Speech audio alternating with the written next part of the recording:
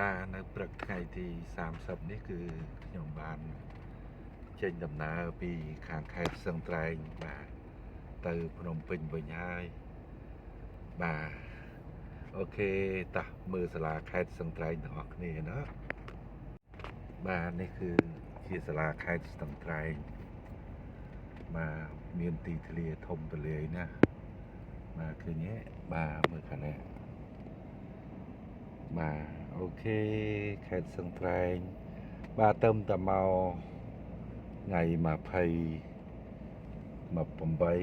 ថ្ងៃទី30បាទខ្ញុំឡើងទៅភ្នំពេញវិញ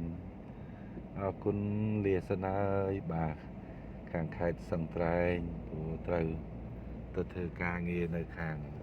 ភ្នំពេញនៅខាងច្បារអំពៅទៀតបាទហើយសូមផ្ដាំផ្ញើផងសម្រាប់បងប្អូនដែលកំពុងតែស្វែងរកការងារធ្វើហើយយើងអត់ទាន់មានដើមបាទអាចមកជួលហាងខ្ញុំបានណានៅខាងខេត្តស្ទឹងត្រែងនេះបាទគឺខ្ញុំអត់យកលុយទេបាទហាងខ្ញុំបាទនៅសល់ប្រហែលហាងទៀតនៅសល់5ហាងទៀតបាទខ្ញុំជួលជូនទៅដល់បងប្អូនអត់យកលុយទេណាបាទហើយបងប្អូនដែលកំពុងតែស្វែងរកការងារធ្វើបាទក៏អាចមកធ្វើការងារនៅទីនេះបានកន្លែងស្នាក់នៅរបស់ខ្ញុំបាទមានជាង40បាទជាង40បន្ទប់ណាបាទស្នាក់នៅព្រីណាអត់គិតលុយទេឲ្យតែបងប្អូនមកធ្វើការនៅបាទកន្លែងខ្ញុំហើយបរិវេណទីតាំងរបស់ខ្ញុំនឹងគឺមានច្រើនការងារនៅទីនោះបាទតាំងពីជាងឡានផងតាំងពីបាទអូគឺច្រើនណាបាទអូខេអរគុណហើយបើចាប់អារម្មណ៍បាទចង់អញ្ជើញលោកគ្រូមើលពីហុងស៊ុយផ្ទះបាទមើលពីជោគវាសនាព្រោះផ្ទះរបស់យើងគឺជាអ្នកកំណត់វាសនារបស់យើងណាយើងធ្វើផ្ទះបែបណាគឺកំណត់វាសនារបស់យើងបែបនោះឯងអញ្ចឹងបាទក្បួនហុងស៊ុយបែបជាវិទ្យាសាស្ត្រនេះបាទហើយសភៅរបស់លោកគ្រូក៏មានបាទនេះគឺស្នងការដ្ឋានបាទហើយសភៅក៏លោកគ្រូមានលក់បាទចង់អញ្ជើញលោកគ្រូម៉ែមើលសិនក៏បានបាទចង់ដឹងពីជោគវាសនារបស់យើង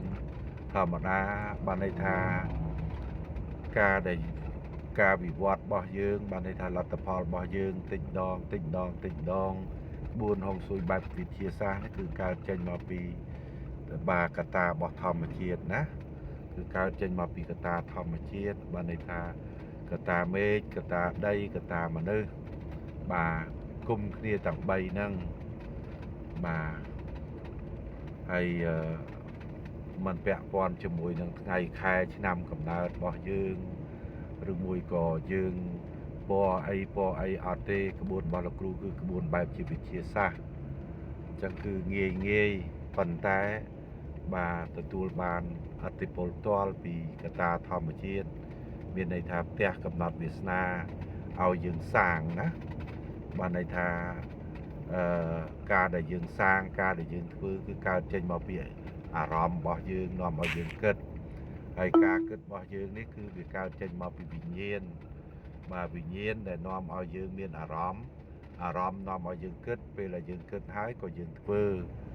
បាទពេលវេលាជាអ្នកដែលសម្រេចផលបងប្អូនស្វែងយល់បាទប្រមាណឃ្លានេះគឺបងប្អូននឹងរកឃើញហើយបាទបានន័យថាបើផ្ទះយើងបង្កើតវិញ្ញាណរបស់យើងមិនល្អព្រោះវិញ្ញាណវាមាន2ប្រភេទបានន័យថាទាំងវិញ្ញាណល្អទាំងវិញ្ញាណដែលមិនល្អបាទអ្វីក៏ដោយនៅលើโลกនេះគឺមានរបស់2ដែលផ្ទុយគ្នាណាបើមិនប្រុសគឺស្រីបើមិនមានគឺក្របើមិនសบายទេគឺកើតទុក្ខបើមិនវែងទេគឺខ្លីបើមិនខ្មៅទេគឺសបើមិនលិចទេគឺកើតគឺវាមានរបស់2ផ្ទុយគ្នាអញ្ចឹងនៅក្នុងផ្ទះរបស់យើងគឺវាមានអញ្ចឹងណាបាទទាំងវិញ្ញាណល្អផងទាំងដែលវិញ្ញាណដែលមិនល្អផងបើយើងចេះដឹងពីក្បួនហ្នឹងទៅយើងកំចាត់វិញ្ញាណដែលមិនល្អចេញទៅបាទគឺយើងនៅសល់តែវិញ្ញាណល្អបើនៅសល់តែវិញ្ញាណល្អអញ្ចឹងលទ្ធផលចុងក្រោយក៏យើងទទួលបានផលល្អមកពីយើងគិតល្អធ្វើល្អទើបយើងទទួលបានផលល្អអញ្ចឹងបងប្អូនឃើញហើយបាទទ្រព្យសម្បត្តិរបស់ខ្ញុំ đầy bọc nhom xâyនៅខាងខេត្តសង្ត្រៃនេះបាទក៏មានច្រើនបើនិយាយពីអាជីវកម្មតែមូលហេតុអីបានជាខ្ញុំនៅតែទៅបន្តបាទការងារទៅធ្វើការងារបាទទៅរកប្រាក់ចំណូលនៅរាជធានីភ្នំពេញទៀតបាទបងប្អូនគិតមើលតែប៉ុណ្្នឹងទៅដឹងហើយ